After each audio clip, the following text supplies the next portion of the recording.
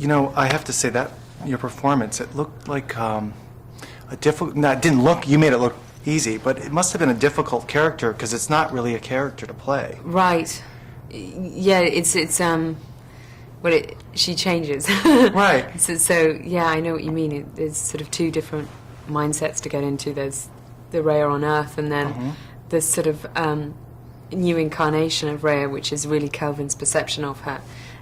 So I'm sort of following his lead in terms of reforming my identity and trying to discover who I was or who I am. Or, right. But all those interpretations are kind of up for grabs as well. I mean, I like the way Stephen's cut it together in that he leaves a lot of those questions unanswered, and it's not too explicit. It's up to you to make your choice whether she's real or not real, a figment of his memory, imagination, or...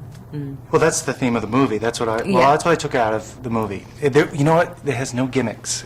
Yeah, that's true, that's so rare to see. There was no special effects or... Right. You follow what I'm saying about... it was there real. wasn't. There was no... I don't think there was any CGI, actually.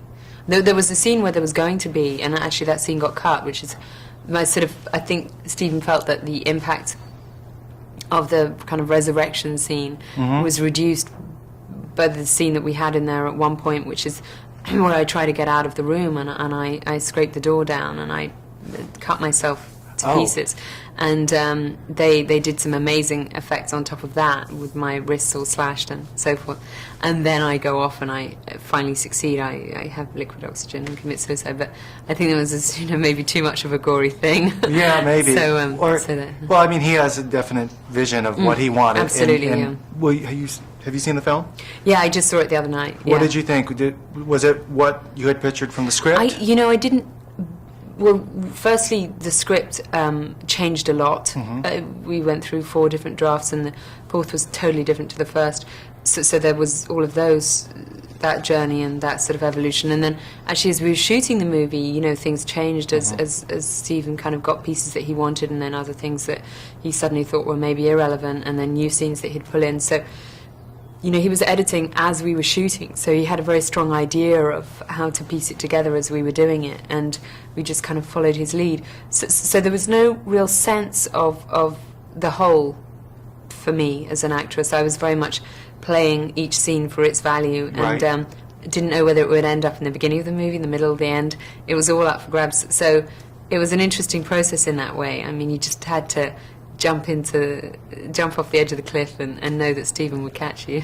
Well, he was trying to probably you had to what's the best word for this? Illustrate the relationship between you and George. Yeah.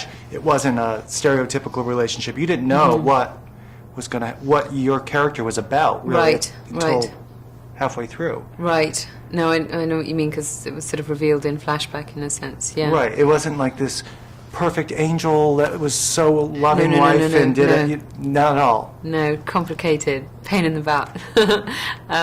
But yeah, it was an interesting character to play. It was great, actually. And it sort of left up to the audience mind what was wrong with it. Right, yeah. I mean, in some versions and some stuff that we shot, that was much more explicit. And again, I guess Stephen decided to back off from that because perhaps it was giving too much away. And I kind of, again, I like the fact that he took his foot off that pedal, and we don't quite know, what was going on and why We've seen people like that, so we can kind of gather, some people that have problems, so you don't need to explain it sometimes. Yeah. Been wrapped. Okay. Congratulations. Thanks. Thanks.